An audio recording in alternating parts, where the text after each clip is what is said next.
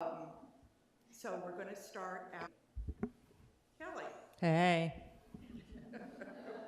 Wilbur. Yes. Stacy. Here. Darcy. Here. Chrissy. Here. Thank you. Michelle. Present. Thank you. Shelby. Here. And Ross is under the weather tonight, so everyone is in attendance. Thank you. Okay, thank you, everybody. So just for way of background, we have been engaging the disability community for a very long time, informally, as the Fishers Advisory Committee on Disability. And at the City Council meeting in February, our City Council unanimously approved in an ordinance to codify and formalize the Fishers Advisory Committee on Disability. So this is the first formal committee. And these 9 individuals that we have, actually there's 10. Well, the Fishers residents who are here right now that you're going to meet formally, they've been involved with the disability community and this committee for quite a long time. However, they have been tasked and appointed to help lead this group, and we are looking forward to engaging everybody that we have been working with in partnership, and we look forward to boosting our momentum as we move forward. And so we're really excited, and we hope that you continue to engage with us. We are definitely going to be reaching out to everybody and moving forward, and we're excited about what the future holds. With that being said, I just want to go ahead and have everybody introduce themselves. I'm going to go ahead and start. I'm Cecilia Coble, and I'm currently serving as one of the at-large city council members. How I got involved in disabilities is that I have an adult daughter who is currently at Fishers High School. She's 19, and she has autism and intellectual disabilities. And about almost 7 years ago, my mother-in-law had a massive stroke and now uses a wheelchair. And so our family has learned a lot about physical disabilities through my experience, and our experience as a family, helping my mother-in-law. And so this is something that's near and dear to my heart, and something that I have felt that we needed to do as a community in partnership with the City of Fishers and all of our community partners in the disability community. So it's a pleasure to be here. Hi, I'm Kelly Hartman, and believe it or not, I don't have anything nearly as special as your story about how you got involved with people with disabilities. Mine was a complete accident. I wanted to work with adolescents in a psychiatric setting, and due to a different plan that God had, I ended up working in a group home because I thought it would look good on my resume, and the rest of that is history. So that was 32 years ago. I'm currently the president and CEO of Insights, a provider organization that does music therapy, behavioral therapy, and residential services across 60 counties in Indiana.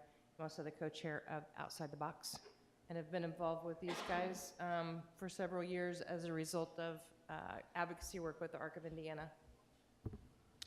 And we'll just go down the list here at the agenda order. So we'll go with Wilbur, and then we'll go on from there. But if you also represent a organization or a business, please also provide us with that information. Let's see, I'm Wilbur Sutton. Live over in Cumberland Road. I have a IDD, intellectually and developmentally disabled daughter who will be 49 years old this year. And she's just a joy to be around. But one of the processes we did, which kind of put me, I guess, a little bit on the committee that I'm on with affordable and accessible housing, about 20 years ago, we built a house for her so she could have some independence, and she has 2 roommates that share the house with her, and we spent a lot of time planning to make the house accessible, and some of that experience has helped us serve on this committee. Great. Stacy? I am Stacey Oldham, and I was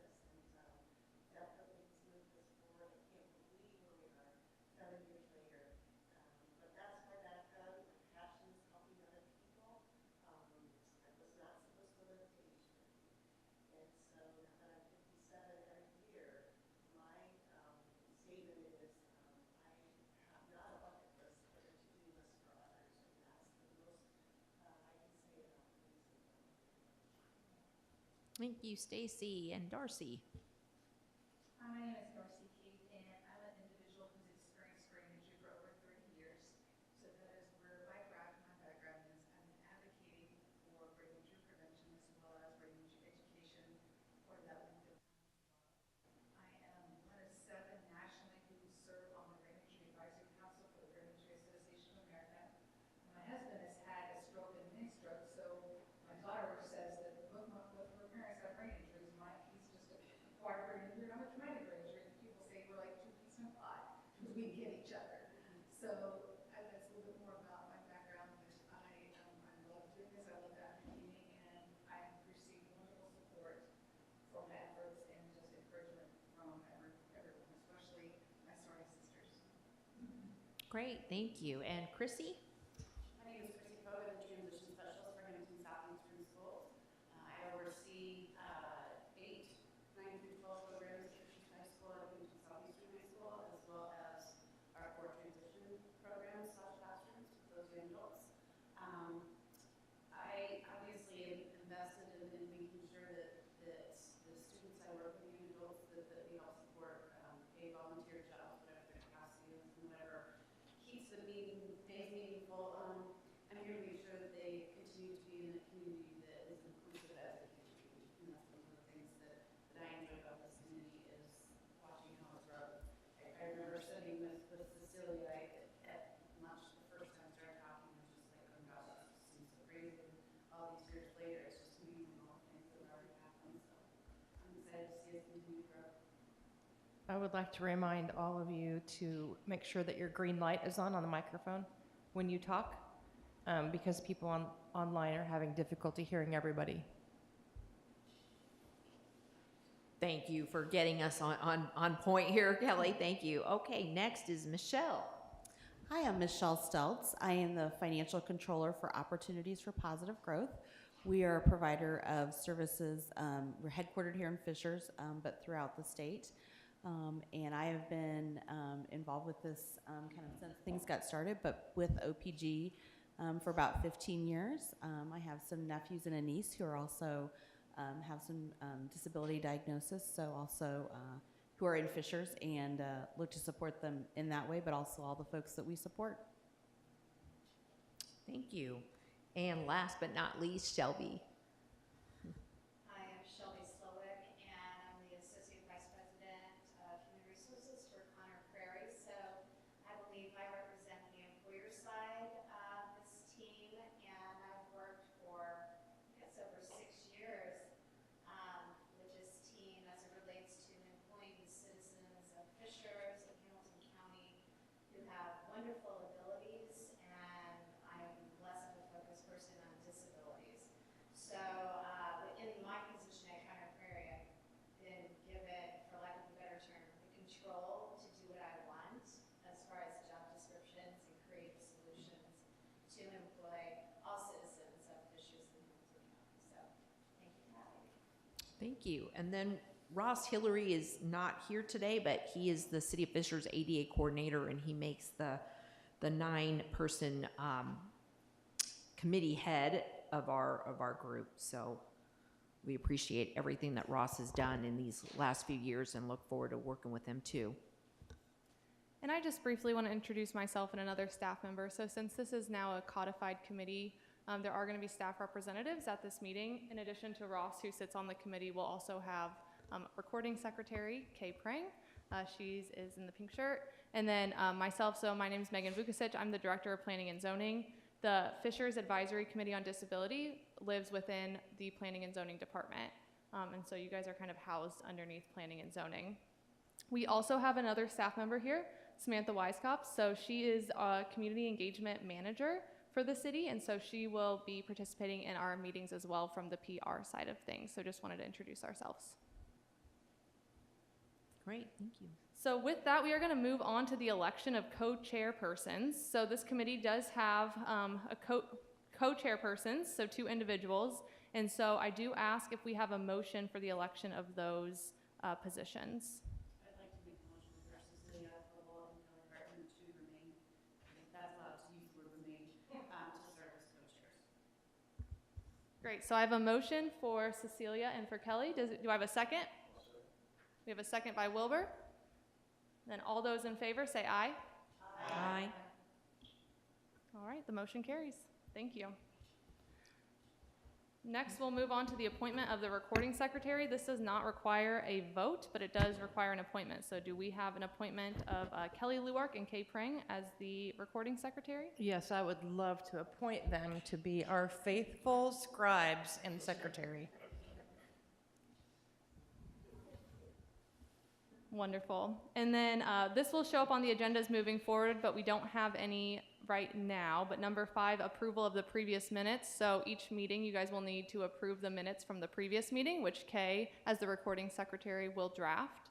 And so none to go over today. So with that, I will turn it over to Cecilia to introduce our guest speakers. So this evening we have Emma Bice. She's the program coordinator for the Office of the Indiana Treasurer of State, with an important program that has just come up this year and is going to be rolled out here in the next couple months that families and people with disabilities need to know. It is the Indiana Education Scholarship Account Program, and she's here to share a little bit more information about this and how individuals can apply and how this program works. So we want to thank Emma for coming here, and we look forward to hearing your presentation. Thank you. Thank you, and I'd like to thank Cecilia and Stacy for inviting me to come and present to you guys today. I'm very excited to be here and tell you guys about Indiana Education Scholarship Account Program. So, a little bit about us. We are a brand new school choice initiative launched by the Treasurer of State's office, just as a way to promote school choice. Our mission is to provide Indiana students with disabilities tax-free scholarship money that may be used for pre-approved expenses related to their education. And like I said, these are going to be for families to customize their child's education and to help help meet their learning needs. Is her microphone on? My microphone on? Are they hearing her online? Is there- Said yes? All right. Thank you. All right, so we are a scholarship. Oh, it is definitely on now. We are a scholarship, and so I think that it's important to note this, that it is tax-free money coming from the state, because that's not going to impede anybody's use for Medicaid, Medicaid waivers, or any other federal or state programs that are going to be dependent upon income. Okay. So here's some of the things we're going to talk about tonight. We've got our student eligibility, participating providers, and qualified expenses, just to give you guys an overview. So for student eligibility, all students that are participating in our program need to be residents of the state of Indiana. They have to be a student with a disability requiring special education services, and that has to be proven with an IEP, an ISP, or a CSEP plan, and those need to be active and ready to go prior to participating or applying for our program. They have to be between the ages of 5 and 22 as of August 1st of 2022 or any year thereafter, but for 2022 for this school year. And then for the income requirement, it's going to be 300% of the federal free and reduced lunch levels. So for example, a family of 4, that 300% is going to be looking at about $154,000 a year. And so for the most part, most Indiana families are going to fall within that income requirement, but there is that income requirement there. All right. So another thing that's important to note about this is that all students who participate in our program cannot be enrolled full-time in a public school. They will need to disenroll upon the approval or the acceptance of an ESA, and either enroll in a qualified non-public school, or they will need to start educating from home. So, let's see here. And then, so tuition and fees, that's going to be something that is included within like our qualified expenses for a non-public school, or they can use it for other therapies such as ABA therapy, things like tutoring. There's a whole host of approved expenses that we have on our website. Okay. So you might be hearing this and thinking, okay, that sounds a lot like the Choice Scholarship. In a lot of ways, you're correct. The Choice Scholarship is going to be for students who are also going to a non-public school, just like ESA is. However, students cannot have both an ESA and the Choice Scholarship simultaneously. Whereas with Choice, when it comes to expenses, Choice Scholarship, they only handle tuition and fees. Whereas with us, like I said, we have a whole host of other educational expenses that they can use our program for. So like I said, those like tutoring, therapies, educational services, whole host of things. Another difference is our application window. As of this year, we only have one application window that is probably going to expand in our upcoming years, but that is going to be from June 27th until August 5th for students. And then as for providers, that application window opens in April. It's going to be April 25th and is a rolling basis, so that's never going to close for providers. All right, and another big difference is going to be the payments. So with Choice Scholarship, the schools and DOE work very closely together. All applications are done through the schools for families, and then DOE pays the schools directly. With ESA, families have access to their own scholarship balance through a secure online portal in which they can pay vendors directly. Okay. Another thing is that families may roll over any unused funds up to $1,000 per year for use on qualified expenses. And this account will remain open until the student graduates or turns 22. Both of those are going to be a terminating event. Now with this rollover, that is a cumulative. So there is a possibility that someone who is starting this school, or is going to be in kindergarten this school year, can end up in 9th grade with $9,000 in addition to their scholarship amount already. So that is an option with our program as well. So here we have a list of some of our participating providers. Like I said, qualified schools, individuals who are going to be providing services to students, licensed or accredited service providers, entities that provide assessments. This is going to be an important one because all students that participate within our program will need to go through the state assessment. So whether that be IAM, iLearn, iStep, any of those will need to be completed with our program, as well as things like AP testing, CLEP. Any national testing can also be paid for with this scholarship money. Another thing another participating provider is going to be the public or charter schools. Now, while students cannot be enrolled in the schools full time, they can still take advantage of any courses or programs that those schools are providing on an individual basis. So if somebody needs to go in for a math help, or a math class, then they can definitely go into their local public school and have that one math class that they are taking. And the school would be more than able to charge that student for that individual class. Okay. And these are some of our qualified expenses. Like I said, tuition and fees, educational services, classes, programs. Transportation is going to be another one. So if a student needs transportation to and from school to a service, they are more than welcome to use their ESA, up to $750 to get to and from school to services or from service to home. Assessments and exams, paraprofessionals and educational aides, services and therapies as prescribed by their treating physician or that is listed in their IEP, as well as training programs and camps with specific skill focus, such as vocational skills, for example. Some of these may be done online. They do have a virtual component, so educational services such as tutoring may be virtual, whereas tuition and fees at qualified non-public schools cannot be virtual. So there are some distinctions. We do have, like I said, that full list on our website that you can take a look at. So as far as finding providers, families will have access to our portal. It's called Kira. That will be available on our website. Kira will be the ones who all of the applications are through, and then we will have a portal that families can search for providers for directly. So they will be able to search in that portal for the type of service that they're wanting to find, as well as being able to filter it by distance, location, and they'll be able to use that by zip code. So when we're looking at the funding calculation and how these scholarships are calculated, it's in a two-part component. The first part is going to be tuition support.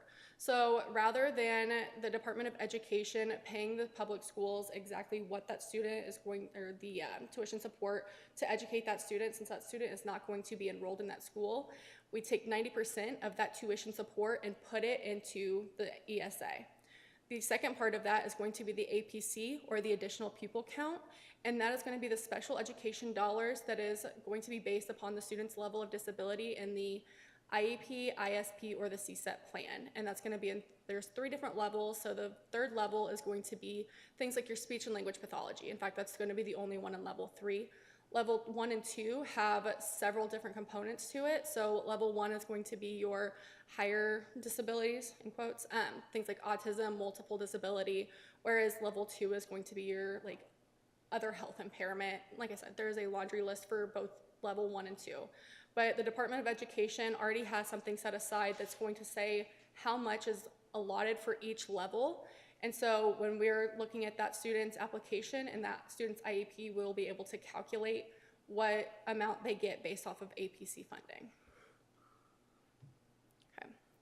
So Indiana ESA, we do not have a specific fee structure for our providers. However, all providers may not charge different, or ESA students differently than non-ESA students. So everyone should be receiving the same fees for the same providers that they're using. Fund disbursement, families will receive 4 quarterly payments into their ESA each year. And then, like I said before, payments will be able to be made to providers through that online portal. At no point will we be able to do reimbursements. So families will need to be cognizant of how they're spending that money, because they cannot come back and be reimbursed by their ESA. The payments can only be made through ESA when they upload an invoice. And no refunds will be given to personal accounts as well. Okay, so expense requirements, I've kind of gone over this already. All expenses must either be, they do have a virtual component, not all of them, sorry. Some have a virtual component, and it's going to be the educational services, occupational therapy, and training camps and programs. So those 3 can be virtual as of now. And then as prescribed, services and therapies are considered a qualified expense if they are listed in the student's IEP, or ISP, or their CSET plan, or if they are prescribed by a doctor's treating physician. All right, and then so there you see we've got Jackie, our executive director right here. She's great. Then there's me. You can definitely get in contact with me at any point if you have any additional questions. I would be more than happy to speak with anyone at any point. We also have a Facebook page that is going to be more geared towards families with fun facts and important information about the program. We also have a LinkedIn page for our providers that's going to have more provider-specific information. And then our website as well. On our website, you can find links to sign up for our newsletters, which will give you monthly updates on the program as they become available. And then more information upon, like more updates will be available faster on our Facebook and LinkedIn pages. Yes, ma'am. I have a question. Yes. As you were talking, I went to the treasurer's website to try and find you, and tell me, for the people who are listening, how to find it. Okay, actually, could I pull it up on here? You may. Awesome. I am such a Because from the visual treasury, person. I found it, but I had to go. All right, back so way. I'm not going to close out of that. So in order to get to our website, you're going to do www.in.gov. That's going to give you the main government page. /TOS for Treasurer of State /INES, ESA. So it's going to be the Indiana Education Scholarship Account Program. And that's going to give you right here. I just don't want people to think they can just go to the treasurer website, because there's not a way to get there that way. Gotcha. Thank you very much. I appreciate that. And then from there, we do have our families page and our provider page. So, and resources, there's a plethora of information on there. Right here? Do you see all the way on the right says Education Scholarship Accounts? So if they do wind up on the Treasurer of State's website, they can use that top bar. Those are all the quasi-agencies that are underneath Treasurer of State. We're just going to go alongside. Yep. You can just click on that and it'll still take you to that same page. But, oh, okay. I have a question. Are you promoting this through the schools, the school system, so that the educators know or the administrators of the schools know to provide information to families of students who have IEPs and We SPs? have been working with non-public schools. Jackie, we have not been working with a lot of public schools. Public schools are not public. Public, mm-hmm. Public schools don't receive us very well. I think probably for obvious reasons. But we have worked really closely with the Non-Public Education Association. I have spoken with the Indiana Home Educator Association, so they're aware of it. I have also spoken with educational service centers, which are tied to public schools and public school corporations throughout the state, so that they are aware and that they can promote it to school corporations that they work with. So we haven't done direct marketing to public schools because public schools tend not to receive ESAs very well. We're probably the 5th or 6th state to stand an ESA at. Okay. Are there any other questions from the committee members or even some of the audience, people from the audience? I have another question. So on the provider side, because you guys said you have like an option for people to search on who can receive the funds, correct? Oh, yes, we'll have a Like list who of families providers. can use. Mhm. So if I thought I might be a provider that would receive funds to provide one of those services, how do you go about applying to do that? So, like I said, all of our applications will be, or our provider applications will be available April 25th. You'll just come over here to our application page and it'll be right there. You'll click on the button that applies to you, whether you're an individual or a business or a qualified school. And then the application is very easy to go through. I'd hope we've made a lot of effort to make sure that it's very easy. And we also have a series of provider webinars right now that are, like I said, provider focused, and it's going to give an overview of the program, and it's going to have a walkthrough of the application, and you can find that information. It's not on our website yet. I'm going to update that here in a minute. But you can find that information on our website. You can also send me an email. Let me get this back up here so everybody has my email, and I will get that to you as well. Depending on the type of service that you're providing, the type of entity that you are, you'd be required to upload certain documentation. Yes. So business entities are uploading a business license, and whether you're a business, a individual or qualified school, you're signing a provider agreement. So business entities are attesting that all the employees have gone through background check, that they vetted everybody's credential, because if you're an ABA center, you're hearing these CPAs and not collecting learning certificates and vetting them, right? So businesses are attesting. If you're an individual that's licensed in the state of Indiana for your scope of practice, you can upload your individual information. So I'm a CPA by trade, I can upload my certification, licensure, soon here in a couple of months, and I would be able to apply that way.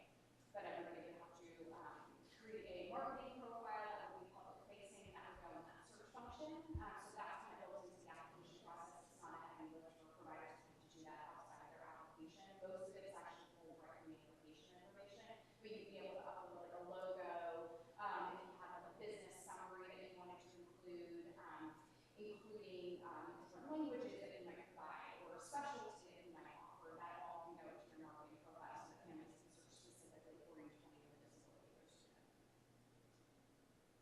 Yes, ma'am.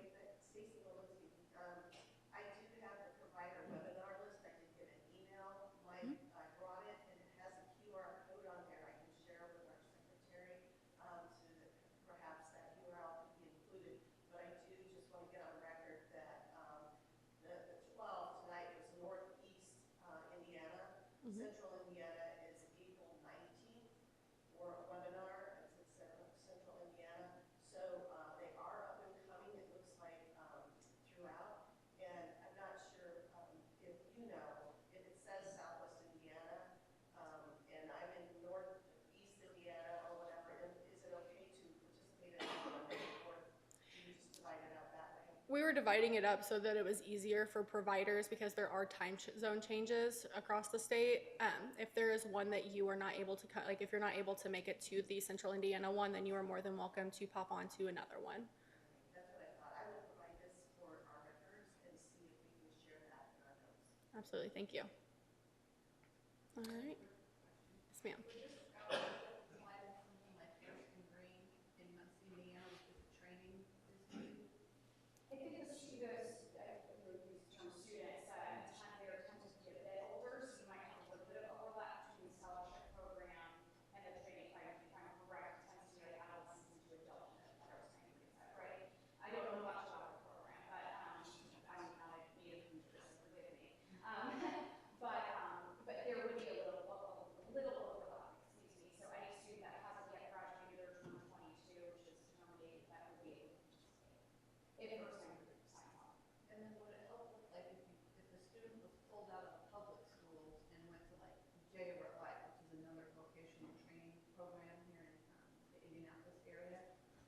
would that scholarship help pay for transportation?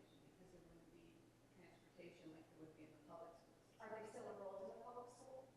But you, well, you said they wouldn't be eligible. No, but I'm saying if they're being pulled out, relocated on the dime of the public school, because the public school can't provide the services that are needed, they're still considered public school students. So as long as they're disenrolled, they might be eligible for the program. And they would be able to find a service transportation provider in our list and use that transportation provider as long as it's accepted provider. Thank you. How can the disability community help to promote this? Because it seems like that's why I had asked about, you know, in the schools, just because sometimes people decide, well, this is a different route we want to go through instead of staying in a public school or something. But how can we help? Because this is a new program. I'm thinking that maybe we could put the information on our resource page on our city website, but So, Is yeah. you- Word of mouth is the strongest thing that we have right now because, you know, I've been in this disability community for 15 years and I know the strength that comes behind community outreach like this. Government officials coming out and doing these webinars is great. I love spreading this information. It's kind of that word to word. So we've done Westfield Palms groups. We've, kind of gone out into the community, gone to the different public schools to do these types of informational sessions. I think the more exposure that people have, we have articles published in Special Needs Living magazine, the more awareness that we can bring to families so that they can start to visit our website, they can start to hop on our social media, they can start to participate in family-focused webinars and learn more information to make sure that their student would be qualified. In a couple of months, we'll have a robust selection of providers logged on. So our search portal will be completely public-facing. Family will have to apply, register, nothing to see what providers are available. And we did that specifically so that families wouldn't invest time applying and then type in their zip code and realize, oh my gosh, nobody's in my area. Why did I get all of that? Now I had to disenroll my child from the public school. So, the more kind of, I hate to say publicity, but the more awareness that we can bring to the state, the better. And we just want to make sure that the correct information is getting disseminated. So the more we can kind of drive traffic to our website and our social media to make families aware that there's this resource out here, would be wonderful. And especially that it doesn't compromise their ability to take advantage of other scholarship or financial aid is huge. So that's a question I get a lot, especially with parent groups. I'm a Medicaid waiver. Does that mean I have to give that? So we want families to really be here. Thank you. And you're going to leave some pamphlets here that we can keep and distribute too. I have some business cards I can use as well, so feel free to distribute those. Okay, thank you. Is it anybody else? Okay. Well, thank you very much. Appreciate you coming. Thanks for having us. It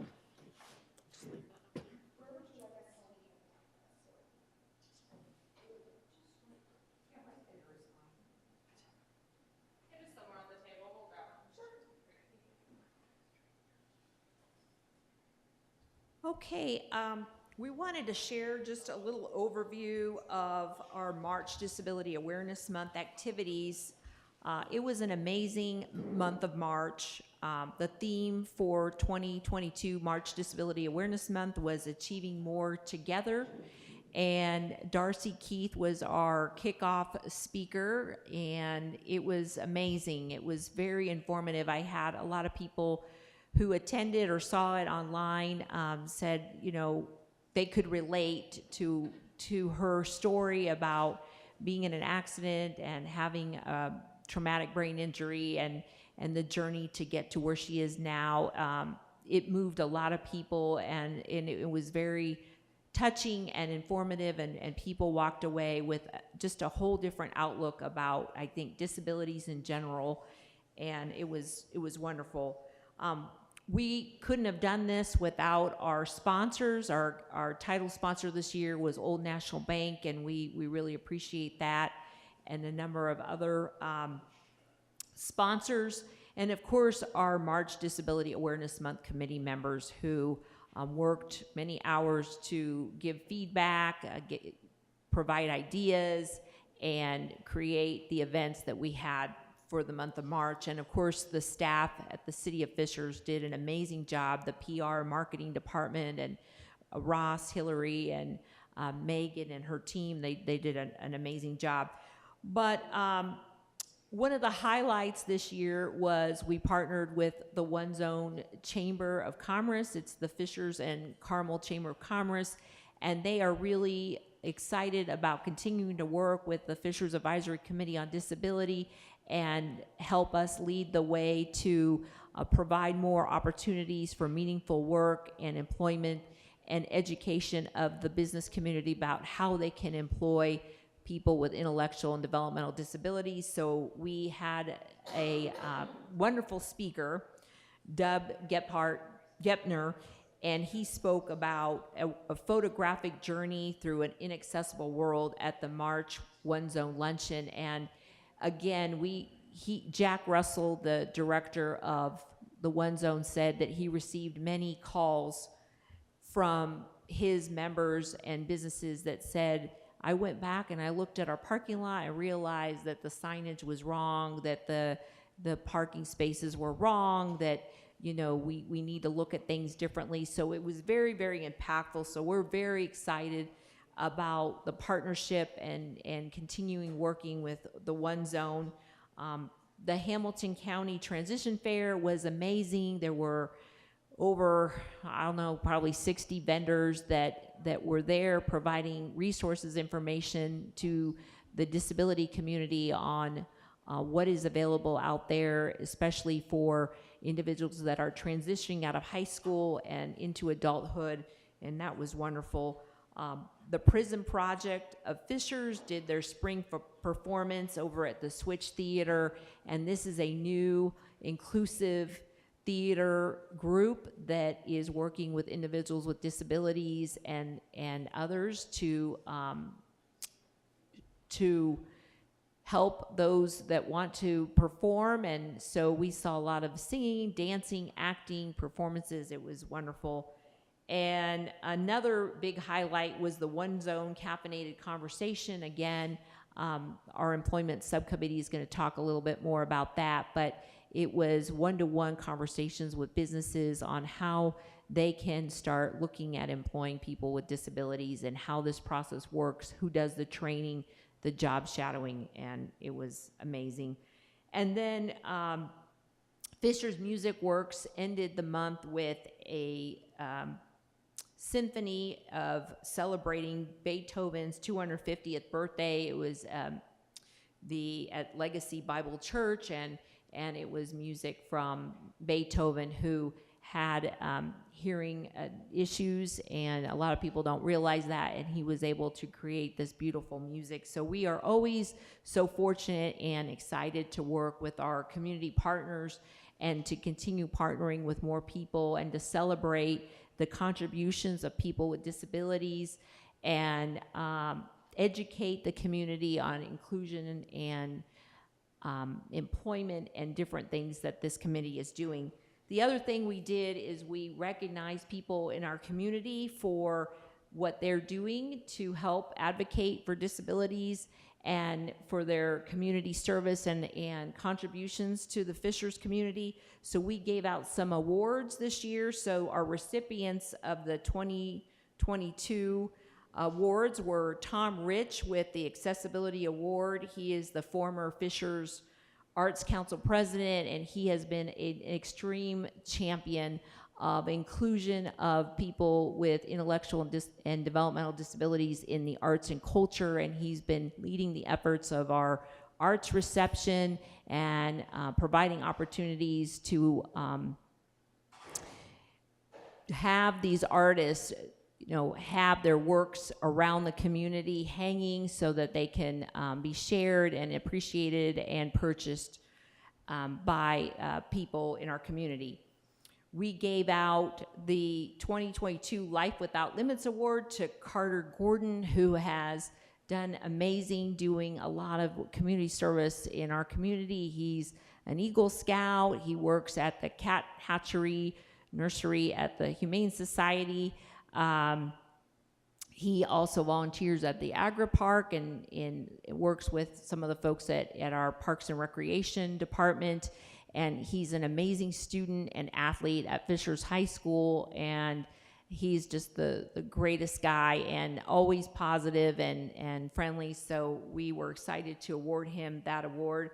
And then we had 3 different individuals that received the Cornerstone Employer Award. We had Geist Elementary School PE teacher Roth Sutherland win this year, and Geist Elementary School cafeteria manager June Barnes that also won, and Christian Ham, who's the owner of Smoothie King. And all of those individuals have done amazing work in helping ensure that we're encouraging people with disabilities to be included in employment opportunities, and just they're really the beacon and example to other communities and other businesses that these are some of the finest employees you'll ever find, and they have been wonderful as advocates and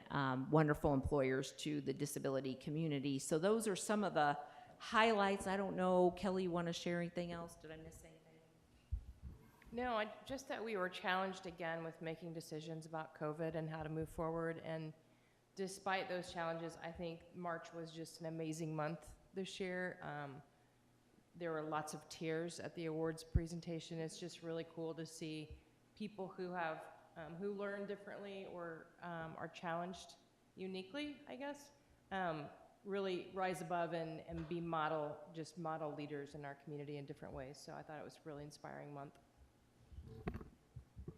One other point is we had the Allied Toolkits that was an idea from the city of Fishers, and it's always so cool to see all of these yard signs that say I'm an ally for disability inclusion, and we had T-shirts, and we had blogs that were with This is Fishers that highlighted some of the things that are happening in our community with South Point Village apartments and the individuals that are living there in the affordable accessible housing, Thrive Social Club.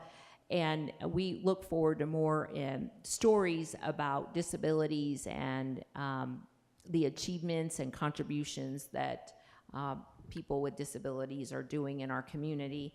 So those are the highlights. We're looking forward to starting up again, looking at what we're going to do for 2023, and we look forward to any ideas, suggestions on speakers, themes, topics, events that someone might have to help us create another wonderful, successful 2023 March Disability Awareness Month. One other thing just to keep your eyes and ears open for and provide ideas to us. October is Disability Employment Month, Awareness Month. And so some of the events that we would have normally had in March got pushed to October to give employment really the focus that it deserves in this community. So be listening for that, because we're going to have more events coming in October.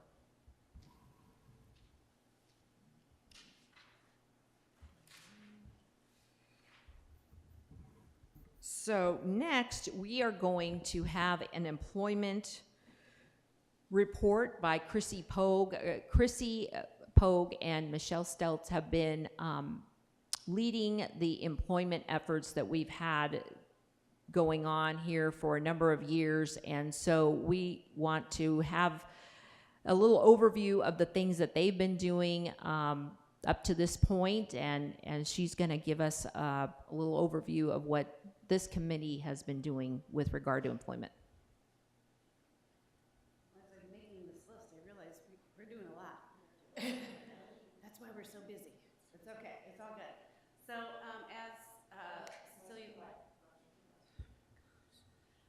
as Cecilia stated, we met with One Zone actually in 2020, right before shutdown, and we were having this great meeting, and we're getting all of this momentum, and then the world closed. And so we kind of lost a little bit of steam, but we were able to last year do something virtual, which obviously is never as effective when you're trying to get new employers to come on board. And then this year, The caffeinated conversation that they hosted with us was wonderful. The luncheon was absolutely wonderful. A lot of people with just eye-opening experiences. The people that sat with Shelby was at our table as well. And you know, their jaws are just dropping as we're talking about all these different things that the people that we work with are capable of doing. And we're like, well, why wouldn't they be able to? And that's what they do. So anyway, multiple businesses were represented. We'll talk specifically about that caffeinated conversation. We're guesstimating between 50 and 60 people were there, not including like the panel and everybody else that was on our committee. But what this was about was educating employers about that untapped resource. All of our students for me with different abilities and service providers working with adults, young or older, with different abilities that are capable of being great employees and for various different employers, you know. It's not all just everybody working your typical first job, which is what the students I work with typically do. It's helping an engineer find a job, like what I know that the Opportunities for Positive Growth has done. Kelly moderated it for us, and of course did a fabulous job as always. I was on the panel as well as a young adult from OPG, a young adult from our transition program. Shelby was on it as the employer standpoint, and OPG had a job coach. So again, we're just educating people on the process and what it is, and you know, people are coming with somebody to train them. You know, it's not any more work for the employers; it's actually more help. So that was a great time. Michelle and I are, from that meeting are meeting tomorrow with Mike Thibodeau, who's the VP of Workforce Strategy for Hamilton County Economic Development Corporation. Long term. So we're meeting for coffee tomorrow afternoon, and we're hoping to get a partnership with him so that as businesses are coming into this area, you know, he might be able to connect us with them, or just say, hey, if you're looking for employees, we've got some great people that can connect you to some employees. So really looking at broadening the businesses that we're working with and really trying to get into the businesses as they're becoming new into Fishers, because often what we do here is let us get established, and then we'll get with you. So if we can get in where they're... And that includes a connection with Hamilton County Tourism. Yes. Well, with that. Yes. So that's pretty much that. Business Council, Michelle and I attended a meeting last spring, again, sharing what we're doing. And within 24 hours, I had 2 calls, and I believe that she had some over there at OPG. So it's always nice when we're getting the word out to get that immediate feedback right away. The network meeting, so it's inclusion within the workplace setting network group is our long term. But what this is a group that meets every other month. And it is employers, it's the school, it's service providers, all collaborating to figure out how we can continue to, again, get that word out. How can we make connections? It's a matter of sometimes, you know, somebody sharing, hey, I've been really trying to get into this business's doors, and me saying, oh, well, wait a minute, we have a student that already works there, so let's connect you with somebody.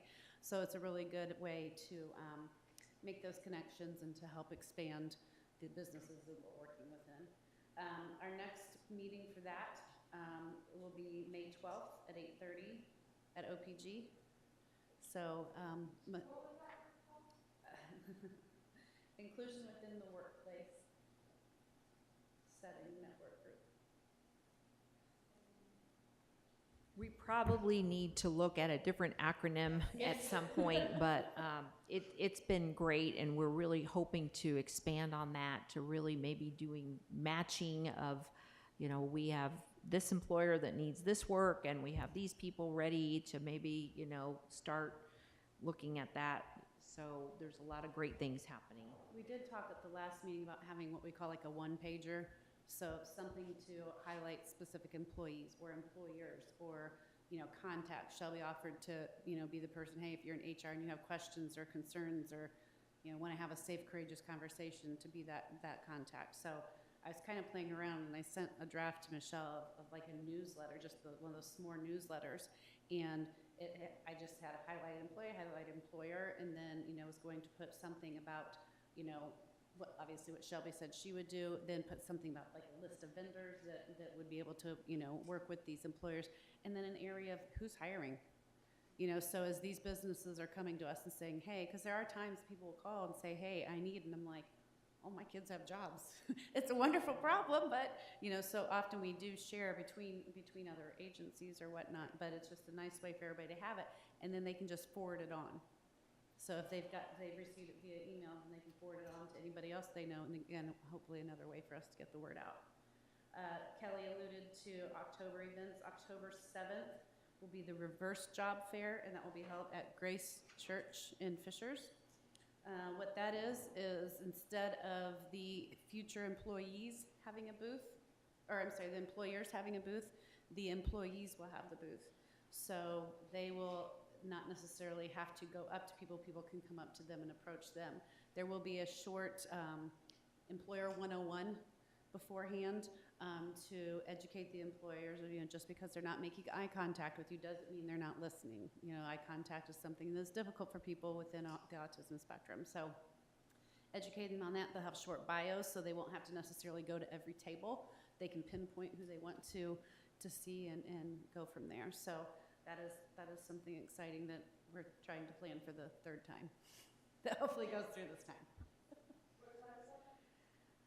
We are. The employer piece was like a lunch and learn type employer 101, and then the actual time that the tables and that type of thing was like 1 to 3 before that type of. Yeah, we thought that the luncheon would probably start around 11:30 is what we had initially started. So hour for them to eat and get the information, a little time for them to recruit, maybe check a few emails or whatever before they go out and do what they need to do. So midday. I have a couple questions.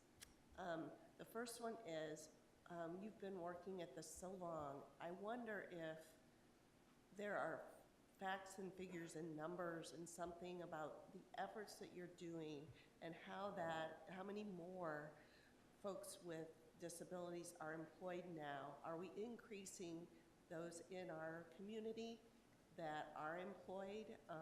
Do we have that to share? I think that would be fascinating to see and to speak to how much the awareness in this city has brought more people to work.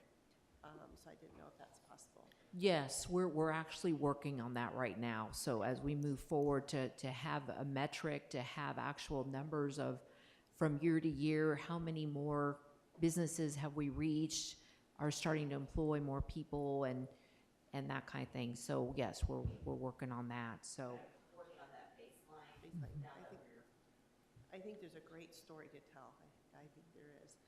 The other question I have is related to is voc rehab for others who are not connecting through high school and the transition planning. How are we getting other people with other disabilities and whatever, and are they a part of what you're trying to do? Christina Blankenship with VR works very closely with us. She's great at passing information along and sharing what she has. So. We got a group who are going to present with Christina in May on something. So Christina has been part of our networking group, been very connected with the efforts here at Fisher. So if there are those out there who really have never been employed and they don't know anything about voc rehab, or they don't know how to get connected to the possibilities for a new job, what do they need to do? To contact voc rehab would be the best thing? That's where they have to start is Voc voc rehab. rehab or like for one type thing, but they have to start there to then get connected back out to the program. So. And they can always reach out to one of us, but that is initially what's going to get the whole ball rolling is voc rehab. When they're in school with me, I have job coaches, and voc rehab is not really a piece of it, but as they start the program complete, that's when, if appropriate and necessary, then we would get VR. And VR is what helps pay for those the services. training. Yes, they're no longer in Yeah. school. Yeah, it was that's wonderful. wonderful. And can you also just share also about the Finish Line partnership with all of, and this was something that our committee helped to foster that relationship with the Finish Line, and can you share a little bit about what they wanted and what's going on there? Yeah, probably about a year ago or so. It was sometime last year. A collaboration of the school, Outside the Box, OPG, some other, Janus, some other providers. We were able to do a tour of Finish Line and talk to some of their HR, some of their supervisors, to look at what type of they need. We saw everything, I think we were more excited about watching the shoes and the clothes go through all conveyor belts, but unloading trucks, packing boxes, sorting, loading trucks back up, all of those type of tasks. And we have, I know OPG's placed at least 5 or 6 folks. I just heard yesterday we had somebody else get placed there. I think you've got 9. And so been really exciting through that process. We have found out that somebody who used to be a direct support professional is one of the supervisors there, so really kind of understands it and gets it, and has been a really great partner in that as well. And so we've worked with them on scheduling challenges, transportation challenges, all of those type of things. It's a great, I know OTB and OPG have also a chunk of folks in Marion County, so it's another opportunity for some of those folks as well. But we've had some folks in Fishers who are able to, or Hamilton County, to make it down there as well. But it's just another great partnership, and they've been really great to work with. So. They were very flexible when we were talking to them. A lot of our students or adults receive certain benefits, and they're very creative ways of working with, because they were paying a very nice wage. In fact, I was afraid some of my IAs were going to go take that job because it was so nice. But they were really flexible in working out ways to use like transportation incentives instead of paying as much hourly, maybe using so much of that to go towards transportation. It was located at 34th and Midhofer. So for people in Hamilton County, they hit 96th Street and then they have no ride. So, but they were really flexible with working with options. It was great. I think it was definitely the epitome of, oh my gosh, why doesn't everybody think like this? It's a great story, and we need to highlight that at some point. It just of how different partnerships come together. There's a big need. We all came together at the same time and started rolling, and just the success of how many people have been employed since last year. It's amazing. So thank you very much for the report, and we look forward to continuing to work and start also getting going on October Disability Employment Month, and so more to come on that and ways that people can get involved and help out with that. So next we have the staff communications, and so Megan's going to share a little bit more about the staff report and staff information for this committee. Yes, thank you. And I've got a lot of information to share, so I'm going to try to get through this quickly, and then maybe we can have some discussion after that. So the first item for staff communications is really just procedural. So this is this committee's rules and procedures. So as a codified committee, you guys do need to adopt rules and procedures. That was provided a link in the agenda for your review. So I'm just going to go over some of those highlights. So this is adopted by you all and updated as needed. So typically we'll bring it before you at the beginning of the year, the first meeting, if any updates are needed to the rules and procedures. But these are really just the standard operating procedures for any committee. So the draft that you guys all saw is the standard draft that we have for all of our committees. So this does adhere to the ordinance's direction on the committee structure. So the ordinance that was adopted by council included 9 board members, 2 of which shall be co-chairs. So we satisfied those requirements today with the 9 individuals that we referenced earlier, and then the appointment of the 2 co-chairs. The rules and procedure also includes a new electronic participation policy. So with COVID, the governor issued an emergency order that allowed us to hold our meetings electronically.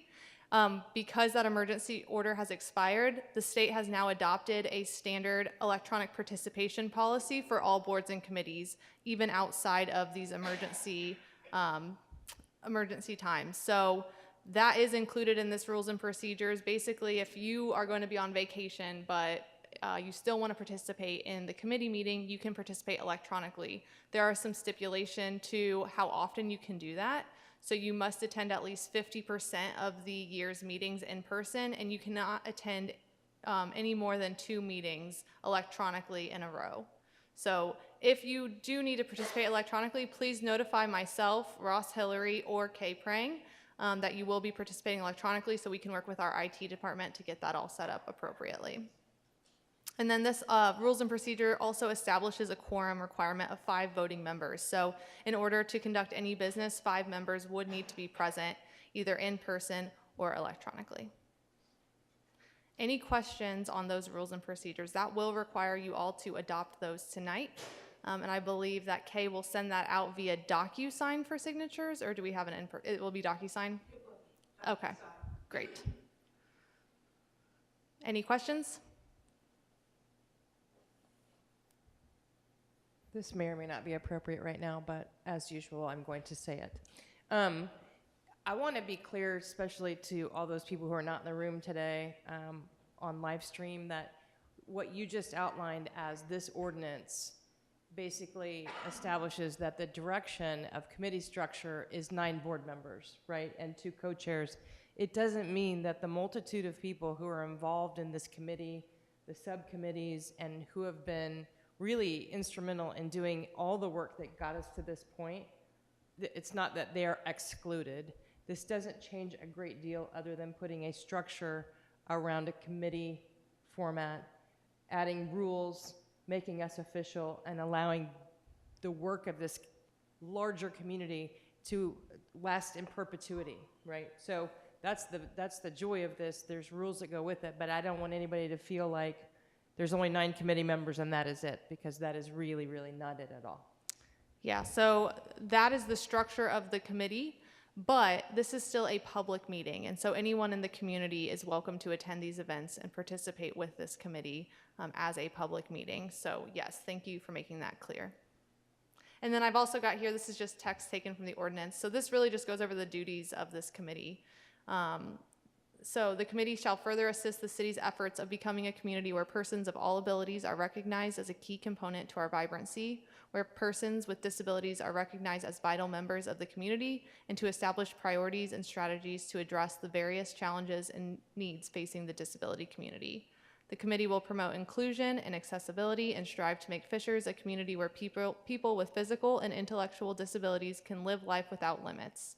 Any city board or committee may refer projects which address disability issues to this committee for its review and consideration. So this really just sums up really the responsibilities of this committee, and it's stuff that you guys have already been working on. I know that this group has been meeting, so this really is just finalizing that structure, and as Kelly mentioned, making sure that that lives past any one government administration. So I'm gonna go over some staff updates for you all. So this is gonna include some updates for My Point of View Day, and then we also completed a housing study recently, which Christy Pogue, she was a member of that committee, so I'm glad you're here tonight. I'm gonna give you an overview of the outcome of that housing study, and then go into really the next steps for this committee. So it's gonna be a lot of information, but then we'll have some discussion at the end. So My Point of View Day, that was an event that we held. It's a staff-led event, something we've been doing for a couple of years now. And it's really getting members of the community in the same room as elected officials and as city leaders to understand maybe different points of view that they don't see every day. And so we had reviewed all of the notes from those different committees or those different topic areas if you participated in that My Point of View Day. And so I just want to highlight some of those because there were some common themes throughout. So the first one was employment opportunities, which we've already discussed a lot here today. So employment opportunities were not just discussed in the employment group, they were discussed in transportation, they were discussed in housing, they were discussed in networking and social opportunities, arts and culture, creating art, right, and selling that to the community. So this was a theme that I saw throughout all of the different topic areas, and so I just wanted to highlight that here. We talked about the October events, the reverse job fair, and then how much you really know about disabilities. Was that event, I thought that event was pushed to October, but did we have that in March? We're working on having him come and it be a citywide promoted event that people can learn in October, sometime in the fall. Great. Yeah, so we already discussed some of those October events, so we'll be sure to continue discussing those as October comes near. Second was community education and awareness. So this is something that March Disability Awareness definitely highlights, but this is something we saw in My Point of View Day. And I don't know if you all are aware of, we have a This Is Fishers website where we have blog posts from the community. And so in a lot of these different groups, we talked about, okay, are there stories that are worth highlighting in This Is Fishers? Are there either a story to tell or an event to promote? This was something else that was brought up in a lot of the different groups. And then lastly, housing and transportation data, and then even tonight I heard employment data. So, and this is something we hear often. We hear all these anecdotal stories about housing or transportation, but we don't really have the local community data to back up what we're talking about. And so there were some questions that came out of these different groups. What is the current supply versus demand of accessible housing? Are there concentrations of high demand locations where mobility options are needed? We had May Mobility here in our downtown area, but it wasn't as utilized as we were wanting it to be. So would there be other areas of the city that would be better suited for a service like that? And so these were the questions that really came out of my point of view day that I think we need to be thinking about, especially this group. So that leads in nice to our housing strategies. So as I mentioned, the City of Fishers completed a comprehensive housing study. We had a housing task force made up of various members of the community serving different interests. So Chrissy did serve as the accessible representative for that group. And so this was a 6 to 8 month long process where we had a consultant compile a lot of data on housing for the city, so data that we didn't currently have. And so they took a look at where we're at today, where we're expected to go, and then really address the gaps that need to be filled in the meantime. And so the overall housing goal that was established as a part of that was to ensure that we have high quality housing options for Fishers residents in all life stages. And so it was really important that we are able to capture that first-time home buyer all the way right to someone who's an empty nester. And so how do we make sure that we're providing housing for all those different life stages? And this presentation is included in a link on the agenda, and then also there's a link within this presentation to the full housing study. I didn't include that because it's a little bit overwhelming. There's a lot of data. So if you are interested, there is a link within this presentation on your agenda for your review. But I just wanted to go over a little bit more about those different goals that came out of the housing study. So one was to encourage development of a variety of senior housing units. So the fastest growing population segment in Fishers are those 65 plus. And so we really need to encourage development of a variety of senior housing units. That's something that we currently lack in supply.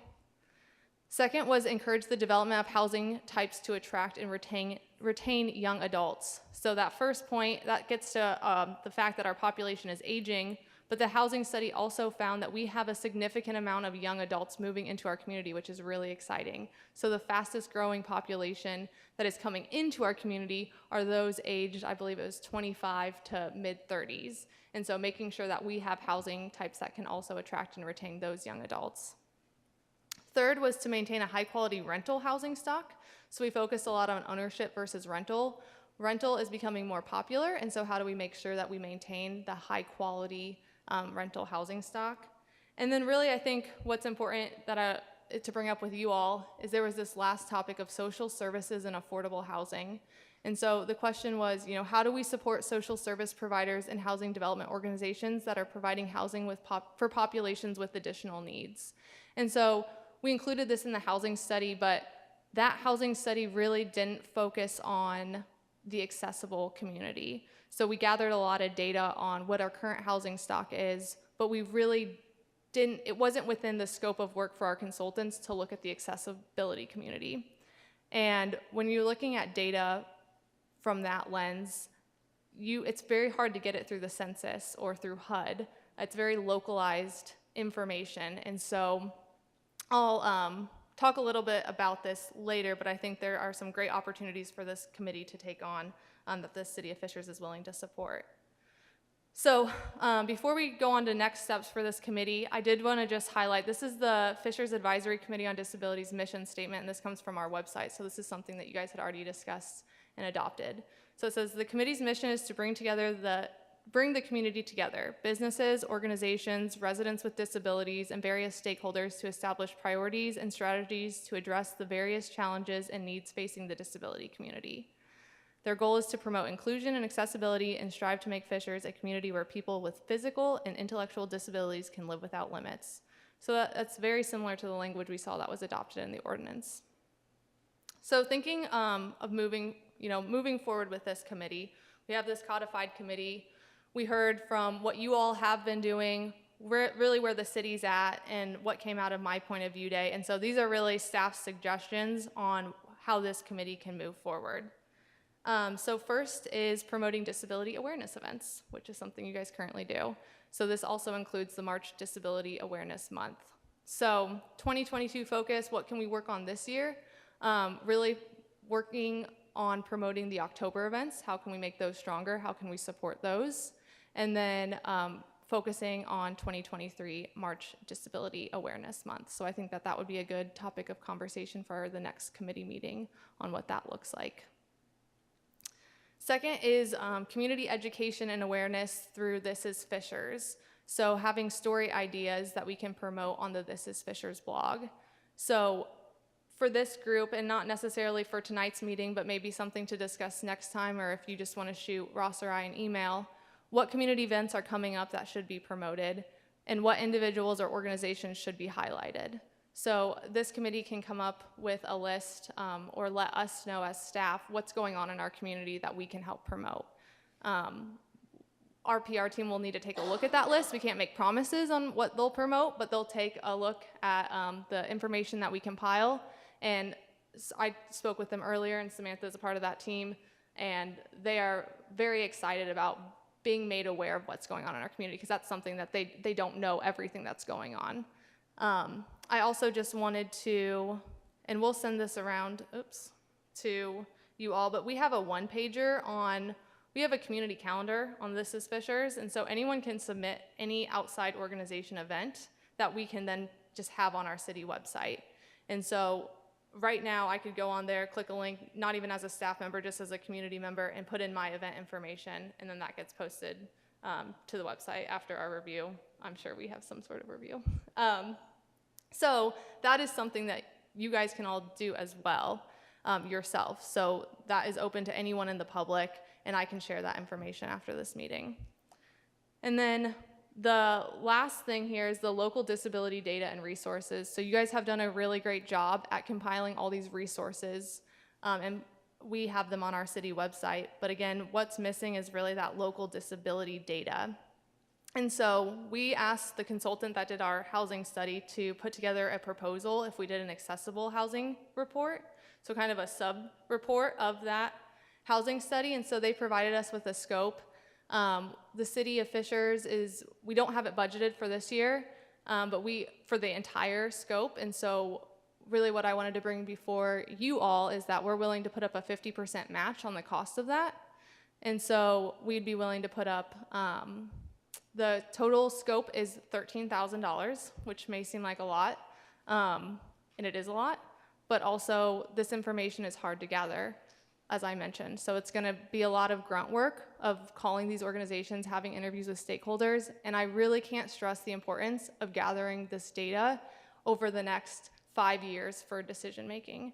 That's something we invested in the citywide housing study for that reason, and we have already, it is amazing the amount of data that we now have on our projections and how that's helping push forward policies and decision making, and we really are informed. People feel a lot more confident making decisions when you have the data to back it up. And so it's really important. And as a staff member, us matching 50% of that and us investing in that is I think a really great opportunity for you all. So with that, I'll move on to the financial report, because I think that will also give us a good idea of whether you guys have that money. Oh, I apologize, this is small. So these were the expenses for March Disability Awareness Month. These are just the line items. All in all, you're about $7,000 for March Disability Awareness Month. So that includes speakers, the promotional materials, the allied toolkits. We had 200 of those last year. I will say they were all gone within the first day. So we might want to think about, maybe increasing the number of allied toolkits for the next year, but that can be a conversation for another time. And then down here, this shows the balance for you all. So before this year's March Disability Awareness Month, you had about $18,000. Through sponsorships, brought in $10,000 and spent about $7,200. So that left you with $21,000. So with the accessible housing study, I said it was $13,000. Half of that for this committee would be $6,500, which with paying for that, you're still left with a balance of about $14,600. So that's about double what it costs for March Disability Awareness Month. So you really are in a great place to be able to spend that money, gather that information, and then still be able to support what your needs are moving forward. Wonderful. Thank you, Megan, for that report. But was there anything else? Nope, that was a lot of information, so I know I just threw that at you. Sure, If you guys sure. have any questions before we move on to discussion, just any questions on the information I just went over? Do we need to make a decision? I mean, what's the process for them making a decision on the housing study and what's that timeframe? So ideally, you guys would make a motion to, vote to move forward with that, and then staff would facilitate that. And then the next meeting, we'd have updates for you. I'd like to make a motion that we proceed with contributing the 50% match with the city for the accessible housing study. Is there a second? I would like to offer discussion on that. Can we wait until after we know anything about the October costs, since we do have events coming up in October? It does seem like $21,000 is a lot of money, but I think without looking forward at possible and potential costs coming up in that month, it may be that we should wait and take a further look, or do you feel comfortable? That would be my question. I think that we have to do second first and then discussion. Oh, Right. Yeah. okay, So there's a second. So okay. So do we need to do that? I'm obviously in favor of doing it, but I'm wanting to be cautious about spending before we know what the future expenses might be. There will be no cost outside of any kind of marketing that we would do for her job fair. Grace has offered to donate any of the food we have. My job coaches have recruited without any fees on our end. and we do have a speaker fee, but keep in mind, we have been, getting sponsorships in order to be able to move forward with these initiatives. But what's nice now is being now formal and codified, the city is going to be, helping us with these efforts, and that's huge. The fact that we're moving beyond just the housing study and moving and concentrating on disability housing here in our community is huge, and I think it's the first that any city has offered to do something like that. And the fact that we had the money to help, I think we're in a great place financially, and I think it's a great way to have concrete information to then move forward with some of these, objectives and initiatives we want to do to create more housing stock for people with disabilities. So I agree with that statement. I just wanted to make a point that we spend it before we know what we have coming. So I agree. I have one question. Who's the vendor? Urban Partners. Okay. And the second thing, just a little data point that I learned just last week being at South Point Village. In the partnership between the developer, the city, and the Indiana Housing Authority, Housing and Community Development Authority, there were 13 units set aside in South Point Village for people with intellectual and developmental disabilities specifically. They have 22 on a waiting list. So while October doesn't seem like a far, far away, in the golden opportunity of the moment where the city is willing to partner with us, I don't think we should wait. I think we should jump all over getting this done right now. I agree. It impacts me And as well.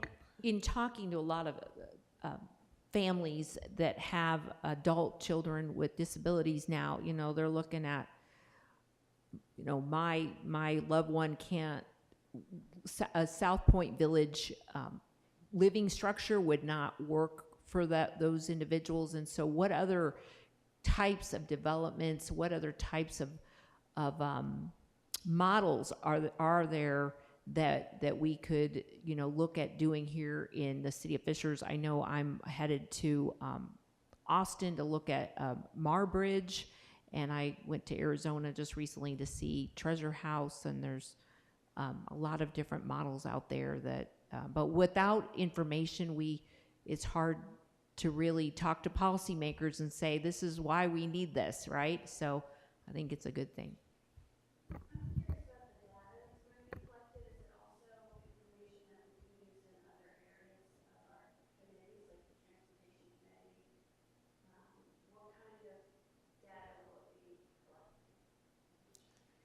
Yeah, so we'll be looking at the housing stock, but they'll also be, because it is localized data, they'll have to do, they call it stakeholder interviews. So really getting with the different apartment complexes that offer accessible housing. But I don't know how much data is going to be gathered on the employment side, but I think knowing where people live, that will help inform the transportation side of things and where they're located. I think that will be a key part of the transportation conversation. Megan, another question would then be, sorry, just drew a blank. I'm sorry, come back to me. I'm sorry, I forgot. Okay. Yep. I will tell you just from when I was on the initial housing task force, the information that, and I've never been a part of anything. I don't remember if maybe Ross asked me, and I was just like, sure, this sound. And like my first time, I was like, oh, I'm way over my head. I have no idea what's going on.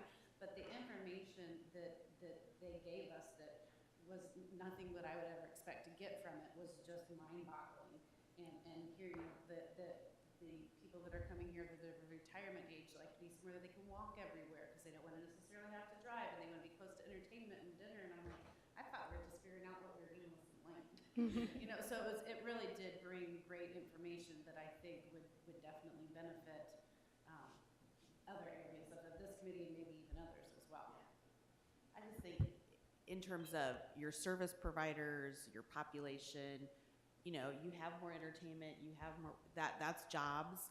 I mean, I think it may not directly it may not directly point us somewhere, but it might start up down a path for some other information gathering or that type of thing. I did want to say too, and this is just a 101 for those of you who are not super involved with policymakers all the time. January 2023 is when session starts for the budget year. So the biannual budget for the state of Indiana it's 2 years, and it goes from July to the end of June. The next budget, which will be decided in January 23, starts in July of 23.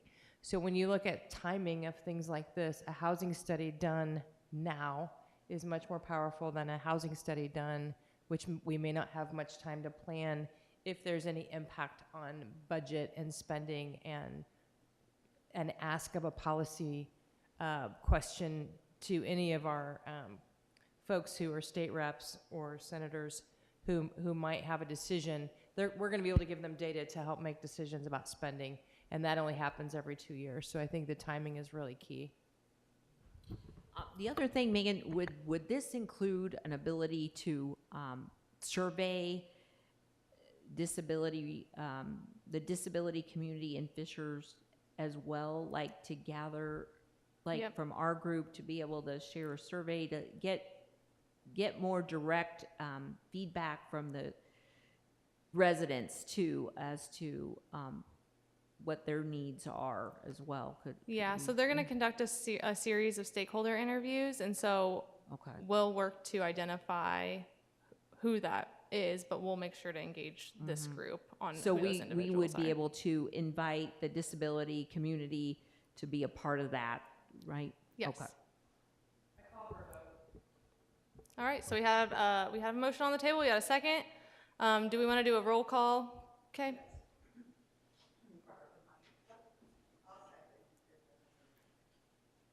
Oh, Kelly second. I have a motion and a second. Aye. Aye. Stacy? Aye. Darcy? Aye. Chrissy? Aye. Michelle? Aye. Michelle? Aye. If I missed anyone, motion passes. Great, and Wilbur's not here, so, okay.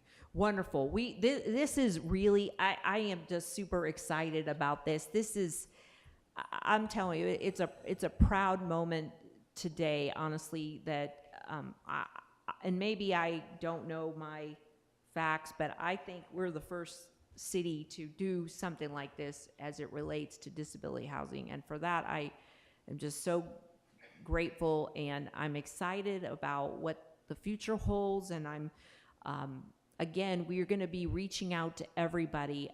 Just because there's 9 of us here, we're kind of tasked with leading some efforts, but it's going to involve everybody here, and it has, and it will continue to involve everybody in our community. So thank you, Megan, and thank you to Mayor Fadness for giving us this opportunity that is going, I think, going to change a lot. Yeah, and I will say, so I was researching other accessibility housing reports as I was putting the proposal for Urban Partners, and it is a rare thing that communities do. So I think that this will definitely will be on the forefront of collecting this type of data, and I know Urban Partners is really excited to work with us as well. And then I've just got up here for the next meeting, and Cecilia, you can talk about the dates, but we'll have an update on the housing report, and then I think just as a follow-up to those other staff comments, it'd be good for you all to start thinking about how can we support those October events, and then what other community events and stories should we be promoting?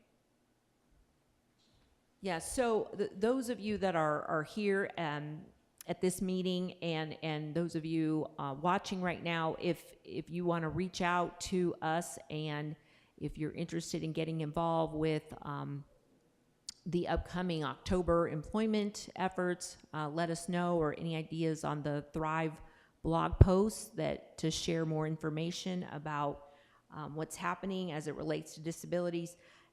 Before we adjourn, I wanted to share with you that we had on the agenda that the next meeting was June 7th, but Kelly and I both are going, we have a conflict and cannot be at that meeting, so we want to propose an alternative date as June 28th, was that right? 5:30 to 7:30. So wanted to see if it works for the majority of this group right now, if wanted to kind of see if that's going to work. Do we need a motion for that too? No? No, I think Okay. that, yeah, so we'll just move the meeting date. Okay. So, great. So I think does that work for you, Darcy? Works for me. Okay, perfect. I think that'll work. So great. So our next Fishers Advisory Committee on Disability meeting will be on, is that a Tuesday? Tuesday, June 28th from 5:30 to 7:30 here at Fisher City Hall. And like we said, we are excited to work with everybody, and we look forward to engaging you and continuing to work together in partnership. And if you have any questions or feedback, information you want to share, please reach out to us. And with that, I'm going to adjourn the meeting. Okay, thank you. Hey, our first official one. And two very